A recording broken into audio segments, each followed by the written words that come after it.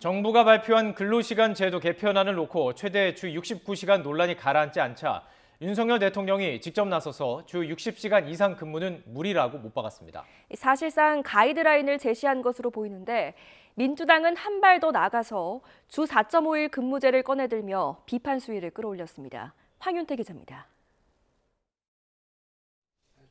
윤석열 대통령이 정부의 근로시간 개편안에 대한 입장을 처음으로 공개 표명했습니다. 건강보호 차원에서 주 60시간 이상 근무는 무리라는 기존 입장을 거듭 강조했습니다. 주당 60시간 이상의 근무는 건강보호 차원에서 무리라고 하는 생각은 변함이 없습니다. 근로시간 유연화 정책의 후퇴라는 지적이 있는 건 알지만 노동약자의 건강권을 고려해야 한다는 겁니다. 근로시간의 상한을 정해놓지 않으면 현실적으로 노동약자들의 건강권을 지키기 어렵다고 생각합니다. 사실상 근로시간 상한선을 정해놓고 정부의 보완책 마련을 지시한 것으로 해석됐습니다. 주무부처인 고용노동부 장관은 국회에서 문매를 맞았습니다. 국민의힘은 정부의 홍보 부족으로 극단적 상황을 가정한 논란만 부각됐다고 쏘아붙였습니다. 정확하게 전달을 해주셔야죠. 지금 고용노동부 잘못한 것이 타이밍을 잃었어요. 예? 타이밍을 잃었다고요.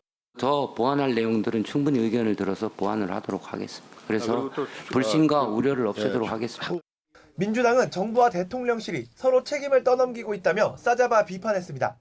대통령 말 다르고 장관 말 다르고 또 대통령실 말 다르고 이런 정책이 어디 있습니까? 도대체 이거 국민의 삶을 두고 장난하는 겁니까?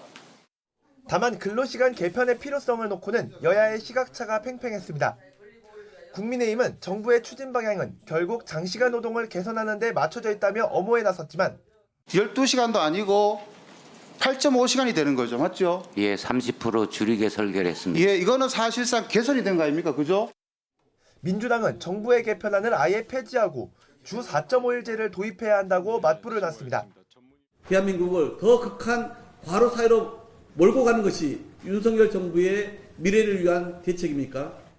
정책 혼선에 대한 지적에 송구하다며 고개를 숙인 이정식 고용노동부 장관은 모든 가능성을 열어놓고 검토하겠다고 밝혔지만 모든 가능성을 다 열어놓고 검토를 하고 있습니다. 대통령 말씀하신 것도 담아서 저희들이 보완 방안을 만들 계획입니다. 근로시간 개편안을 둘러싼 논란의 불씨는 쉽게 사그라지지 않는 모습입니다. YTN 황윤태입니다.